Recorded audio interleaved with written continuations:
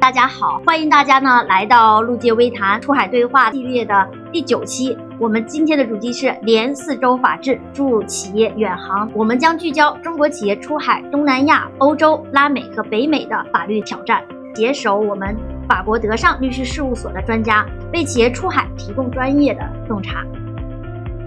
Thank you. So, just a short map of ASEAN.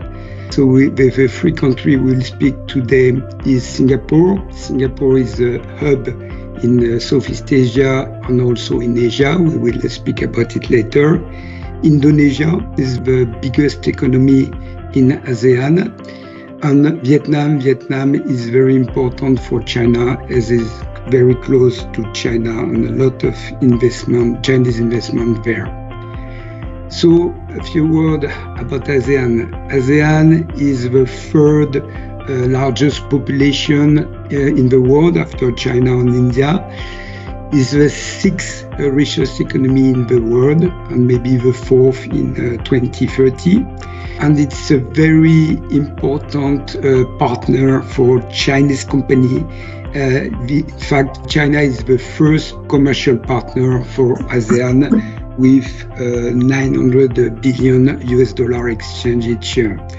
This is a very dynamic economy also because it will grow in average to 4.5% this year, with some countries like Vietnam to 6-7%.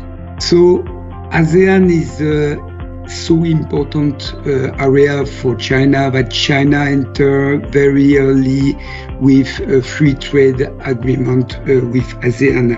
So first ASEAN-China free trade agreement was in 2010 and it was amended in 2019 and last year. Some example about Chinese company very involved in ASEAN like Lazada, JT Express or BYD. So what about Singapore? Singapore, as I said, is a hub in Asia. We are used to say that Singapore is between China and India, and a lot of regional headquarters established by international companies and dealing from Singapore with Southeast Asia, China and India.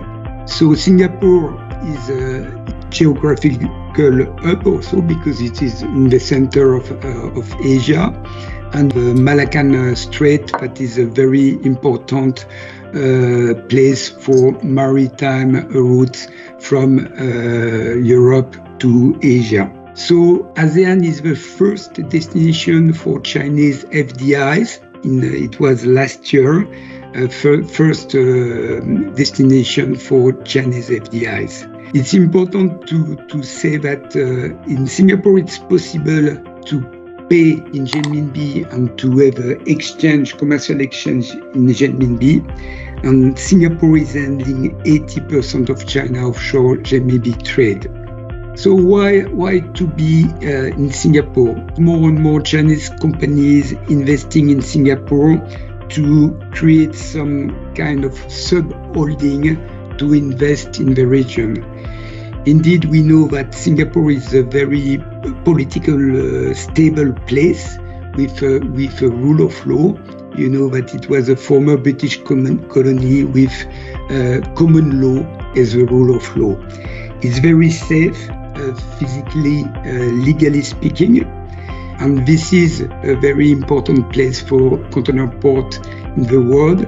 It's a very important financial place also.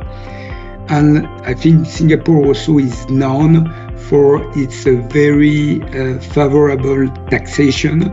So the corporate income tax rate is 17%, and you have no taxation of capital gain. That means that a subholding from a Chinese company selling a stake in a subsidiary will not be taxed on the gain from that transaction. So some disadvantage of Singapore, the cost is very expensive. It's among the most expensive places in the world. So for the manpower, because you have no unemployment in Singapore, and immigration rules sometimes are burdensome. Legal environment. So this is a free trade area. Singapore is the country having entered into the biggest number of FTAs now with foreign countries. It's very easy to establish, to invest in Singapore, freedom to establish. And you have a very independent judiciary with a good quality of a judiciary. And Singapore is also known to have become the place of arbitration in Asia.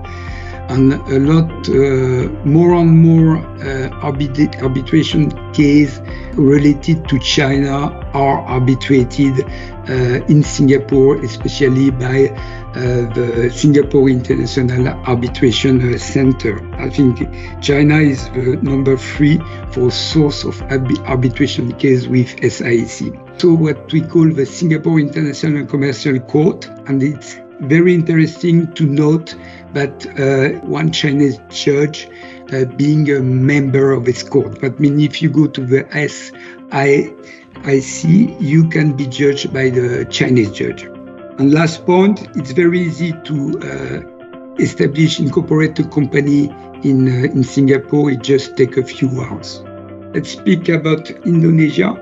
As I said, Indonesia is the biggest country in the region, biggest for the population, nearly 300 million people, and biggest for the economy. It's 1/3 of the total ASEAN economy.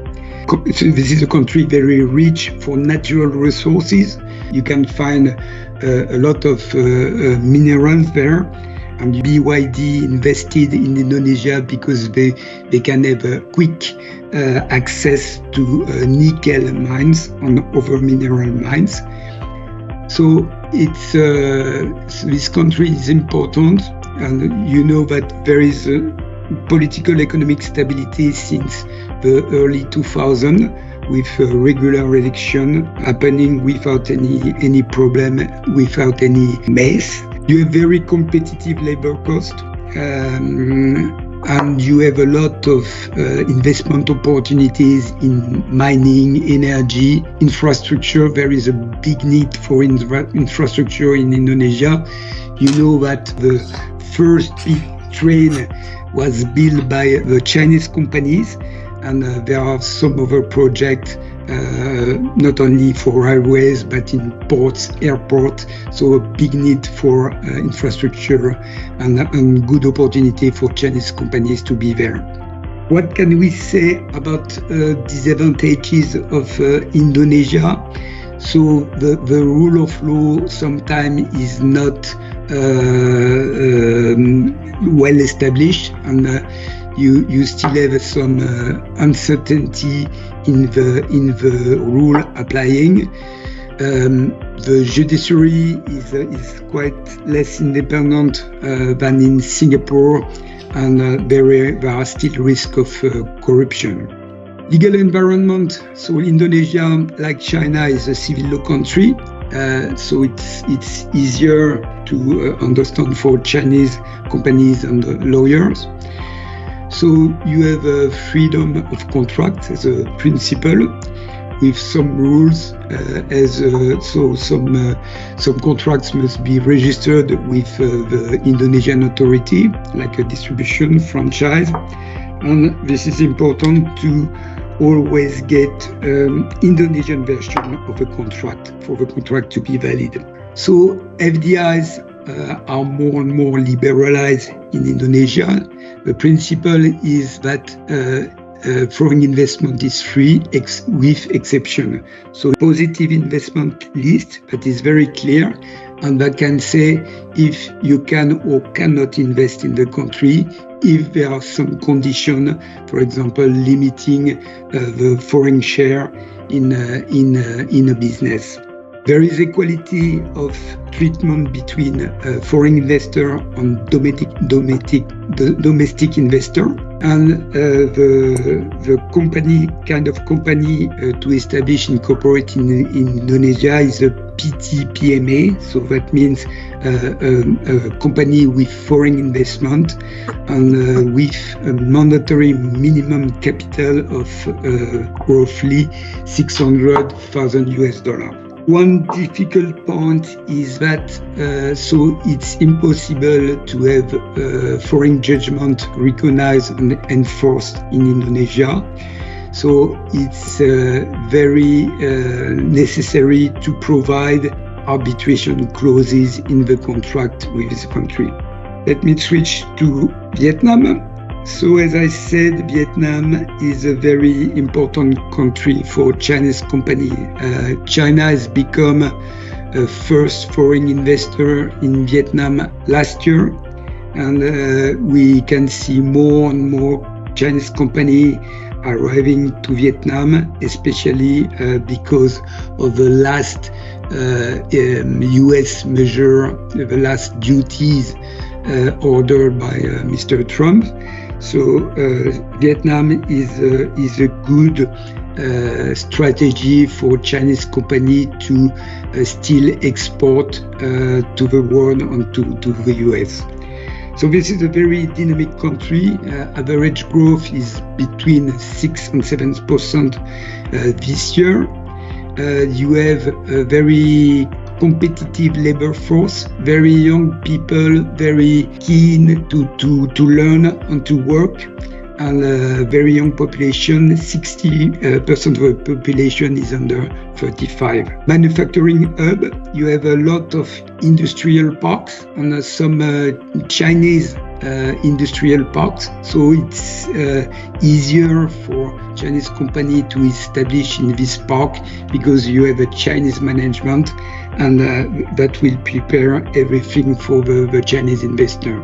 A lot of government incentive for foreign investor, especially in priority areas like energy or IT. So what is a little difficult in Vietnam is a little the same as Indonesia. So the rule of law sometimes is not perfectly established. So the bureaucracy is important. So yeah, that means that when you invest in Vietnam, you have to look for various licenses, and it takes sometimes between 3 and 4 months to establish a subsidiary in Vietnam. Infrastructure is far less developed than in China, and there's some problem in the port or in the traffic. Civil law system also, same as in China, and I would say that the Vietnamese law, especially for contracts, for FDIs, for corporate, is very close to Chinese law. So it's easier for Chinese company, Chinese investor to invest in Vietnam, because you will find the same principle, the same concept, and some similar rules. In fact, the Vietnamese authority just follow the Chinese law on FDIs, on corporate, and you can see maybe 20 years behind China, the same evolutions. So it's quite an open market, a lot of FTA signed. So most of the sectors are open for foreign investment, but with some restriction in some specific industries. So the company to be set up with foreign investment is called the foreign-owned company. Licensing process, as I've said, you have to get the investment registration certificate, the enterprise registration certificate, and for some sector, some industry, a specific license.